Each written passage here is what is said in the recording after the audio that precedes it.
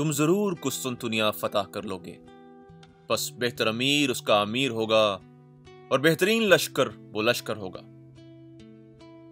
یہی فرمان رسالت تھا جس نے ہر دور کے مسلمان فاتحین کو قسطنطنیہ کا پروانہ بنائے رکھا، لیکن پے در پے کئی حملوں کا سامنا کرنے کے باوجود بھی اس قدیم شہر کے دروازے کسی مسلمان فاتح کے لیے نہ کھل سکے۔ امیر معاویہ کے دور میں قسطنطنیہ پر پہلا باقاعدہ حملہ کرنے کے لیے فوج بھیجی گئی۔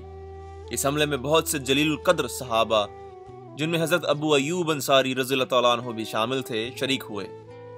دوران محاصرہ حضرت ابو ایوب انصاری رضی اللہ تعالیٰ عنہ بیمار ہو کر شہید ہو گئے اور قسطنطنیہ کی فصیل کے نیچے مدفون ہوئے۔ حضرت عمر بن عبدالعزیز رضی اللہ تعالیٰ عنہ، حشام بن عبد الملک، مہدی عباسی اور ہارون رشید جیسے پرجلال خلفاء نے بھی اس شہر کو تسخیر کرنے کے لیے زبردست حملے کیے، لیکن قسطنطنیہ کسی سے فتح نہ ہو سکا۔ ایشیا اور یورپ کو ملاتا ہوا یہ شہر قسطنطنیہ ایک ناقابل تسخیر شہر تھا۔ اس کے 3 اطراف میں سمندر تھا اور ایک جانب خشکی تھی۔ شہر کے گرد 14 میل کے قطع دائرے میں ایک مضبوط فصیل تھی، جس پر 170 فٹ کے فاصلے پر مضبوط برج بنے ہوئے تھے۔ فصیل کے اندر پھر ایک اور فصیل تھی۔ ان دونوں فصیلوں کے بیچوں بیچ ایک ناقابل عبور خندق تھی، جس کی چوڑائی 60 فٹ اور گہرائی 100 فٹ تھی۔ ایک تیسری فصیل نے شہر کی 1 لاکھ سے زیادہ آبادی کو اپنے دامن میں پناہ دے رکھی تھی، اور یوں یہ شہر فتح کرنا قریب قریب ناممکن ہو گیا تھا۔ قسطنطنیہ عیسائی دنیا کا روحانی مرکز تھا، چنانچہ مسلمان فاتحین کے 20 لشکر اس شہر پر یلغار کرنے کے لیے پورے ساز و سامان کے ساتھ آتے، لیکن ہر مرتبہ ناکامیاب لوٹتے۔ بالآخر فتح قسطنطنیہ کی سعادت 7ویں عثمانی فرمانروا سلطان محمد فاتح کے حصے میں آئی۔ عثمانی ترک، جنہیں ہم خلافت عثمانیہ کے نام سے جانتے ہیں، خراسانی خانہ بدوش تغرل کے بیٹے عثمان خان کی اولاد تھے۔ یہ ایشیائی کوچک میں داخل ہوئے تو انہوں نے ایک سلطنت کی بنیاد ڈالی جو صرف 300 سال کے عرصے میں دنیا کی سب سے بڑی طاقت بن گئی۔ اپنے عروج کے زمانے 16ویں 17ویں صدی میں یہ سلطنت 3 براعظموں پر پھیلی ہوئی تھی، اور جنوب مشرقی یورپ، مشرق وسطیٰ اور شمالی افریقہ کا بیشتر حصہ اس کے زیر نگین تھا۔ اس عظیم سلطنت کی سرحدیں مغرب میں ابنائے جبرالٹر، مشرق میں بحیرہ قزوین اور خلیج فارس، اور شمال میں آسٹریا کے سرحدوں سلواکیہ اور یوکرین سے جنوب میں سوڈان، صومالیہ اور یمن تک پھیلی ہوئی تھی۔ مالدووا، ٹرانسلوانیا اور ولاچیا کے بعد گزار علاقوں کے علاوہ اس کے 29 صوبے تھے۔ جب رومی بادشاہ قسطنطین نے 3 صدی عیسوی میں عیسائی مذہب قبول کر کے اس شہر کو اپنا پایہ تخت بنایا تھا، اس وقت سے اس کا نام قسطنطنیہ ہو گیا۔ قسطنطنیہ کے بادشاہ کو کیسر روم کہا جاتا تھا۔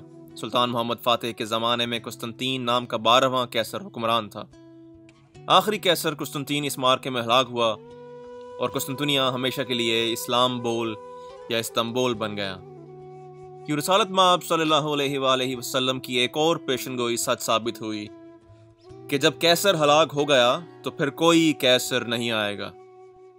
قسطنطین اور سلطان محمد فاتح کے درمیان ہونے والی جنگ تحیر کن واقعات اور تاریخ پر مبنی ہے۔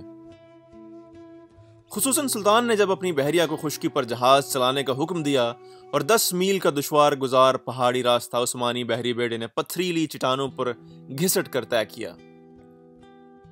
سلطان محمد ثانی نے مسیحوں کے اس عظیم مرکز اور بازنطینی سلطنت کے اس مستحکم قلعے کو فتح کر کے حضرت محمد صلی اللہ علیہ وآلہ وسلم کی خواہش کو پورا کر دکھایا۔ قسطنطنیہ فتح کر کے سلطان محمد ثانی نے اسلام کی نامور ہستیوں میں ایک ممتاز شخصیت کی حیثیت اختیار کر لی۔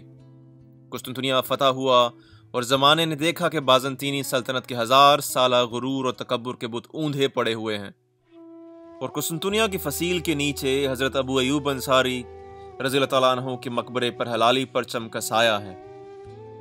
قسطنطنیہ کی تسخیر عالم اسلام کے لیے مسلمانوں کی جرأت و شجاعت کی یادگار ہے۔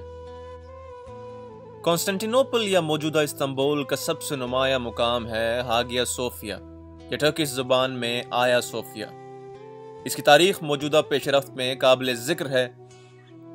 آیا صوفیہ ایک کیتھیڈرل یا شاندار گرجا گھر کے طور پر سن 532 سے 537 کے بیچ میں رومن ایمپرر یسٹینین I کے کہنے پر تیار کیا گیا۔ یہ گرجا گھر گریک آرکیٹیکٹس ایزیڈور آف میلیٹس اور انتھیمیوس آف ٹرالس کی تخلیق ہے، سلطان محمد فاتح کی 1453 میں قسطنطنیہ کی فتح کے بعد اس گرجا گھر کو مسجد میں تبدیل کر دیا گیا۔ پہلی جنگ عظیم کے اختتام پر ترکی ایک سیکولر ملک کے طور پر سامنے آیا اور اس وقت کے ترک صدر جناب کمال اتا ترک کے حکم پر اسے میوزیم میں تبدیل کر دیا گیا، جو جولائی 2020 تک قائم رہا۔ اب حال ہی میں ٹرکش سپریم کورٹ کے فیصلے کے بعد ایک بار پھر سے جولائی 2020 سے آیا صوفیہ کو مسجد میں تبدیل کر دیا گیا ہے۔ آج سے آپ کی پیش خدمت رہے گا سلطان محمد فاتح کا دور زندگی، ذکر ہوگا ان تمام واقعات کا، کرداروں کا اور ان سازشوں کا جن کا سامنا رہا 7ویں عثمانی فرمانروا کو۔ یہ واقعات ایک ساتھ کی صورت میں اپلوڈ کیے جائیں گے۔ ترتیب سے سننے کے لیے پلے لسٹ میں سے سلطان محمد فاتح کی پلے لسٹ کا انتخاب کیجیے۔ ہماری رہنمائی کے لیے کامنٹ سیکشن میں آپ اپنی آراء سے ہمیں آگاہ کر سکتے ہیں۔ اگر آپ نے ہمارا چینل سبسکرائب نہیں کیا تو ازرائے کرم ہمارا چینل سبسکرائب کر دیجیے۔ آپ کے قیمتی وقت کا شکریہ۔